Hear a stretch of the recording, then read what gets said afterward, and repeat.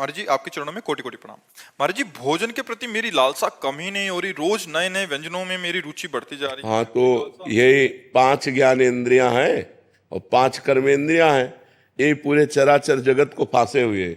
किसी को जबान फांसे हुए, किसी को जनेंद्रिय फांसे हुए, कोई देखने में, कोई सुनने में, कोई छूने में, कोई भोगने में। पूरा संसार इसी तो मना कष्टान इंद्रियाणी प्रकृति स्थान कर सती। 5 ज्ञानेंद्रियां और एक मन प्रकृति में सदैव लगाए हुए जीव की दुर्गति करता है। वही कोई बलवान है जो भगवान के नाम जप के प्रभाव से, शास्त्रों का स्वाध्याय करके, साधना के प्रभाव से अपनी 5 ज्ञानेंद्रियों को इन भोगों से हटा के भगवान में लगाते। भगवान में लगाने से आत्यंतिक सुख की प्राप्ति होती है, जहाँ दुख का निमेष मात्र नहीं है। आपकी खड़े खड़े खाल उतरवा दी जाए तो भी आप डिग नहीं सकते, वो आत्यंतिक सुख होता है। जो भगवान से प्राप्त होता है वो आत्यंतिक सुख प्राप्त होता है।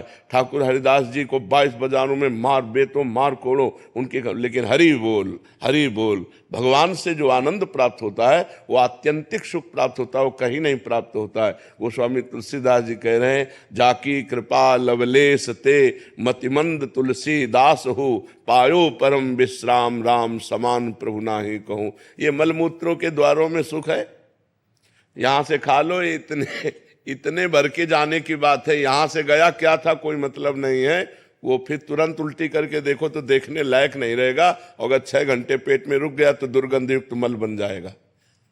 तो हमको उतना ही खाना है जितने से पेट पल जाए, और सात्विक भोजन करने। जबान के स्वाद के लिए खाओगे फंस जाओगे। जबान के स्वाद में, नाना प्रकार के इंद्रियों के विलास में पूरा जगत फंसा हुआ है। अगर भगत भी इसी में फंसा है तो किस बात का भगत है। इसलिए थोड़ा सावधानी तो रखने की जरूरत है। ठाकुर जी को उत्तम उत्तम भोग लगाओ, अच्छे अच्छे पदार्थ बांट दो, रूखा सूखा खा के शरीर से खूब भजन करो, मेहनत करो, धर्म पूर्वक कमाओ, परिवार का पोषण करो, भगवान को प्राप्त हो जाओ। अब बुरे आचरणों में जाओ, जिसकी रसेंद्री बस में नहीं है उसकी कोई इंद्री बस में नहीं हो सकती। 9 इंद्रियां उसके बस में हो जाएंगे, एक इंद्री को बस में कर ले, केवल रसेंद्री को। बहुत दुष्ट है। खाते खाते जीवन, अरे इतना खाने लगते हैं कि मुर्गा मुर्गी बकरा गाय भैंसा सब खाने लगते हैं। नहीं, जबाने का तो स्वाद है। कितना गिरते चले गए कि राक्षस हो गए। बोलो, गाय मुर्गा कुछ भी, कितना लोग भ्रष्ट होते चले जा रहे हैं जबान के कारण। कुछ भी खा रहे हैं, कुछ भी चाट रहे हैं, कुछ भी, मतलब कुछ भी। अब उसके आगे आप विचार करके समाज में देख लो संसार का क्या है। मनुष्य जन्म देवत्व के लिए मिला है, उत्तम आनंद के लिए मिला है। 56 प्रकार के भोग ठाकुर जी को लगते हैं, एक से एक सुंदर स्वादिष्ट भोग। ठाकुर जी को भोग लगाओ और उतना पाओ जितने से पेट पल जाए। शरीर को ज्यादा मोटा करने से हमारी दिनचर्या में बाधा आती है, रोग बढ़ते हैं, प्रमाद स्थिति होती है, आलस्य बढ़ता है, भोग बुद्धि बढ़ती है। शरीर को उचित अन्न दो और चर्बी मत बढ़ने दो। थोड़ा व्यायाम करो, दौड़ भाग करो, जिससे शरीर स्वस्थ रहे। मोटा होना स्वस्थ होना नहीं है। स्वस्थ होने का मतलब यथा योग्य वजन होना, यथा योग्य पेट होना, यथा योग्य आहार विहार होना। तो आपका उठना बैठना सब ठीक रहेगा।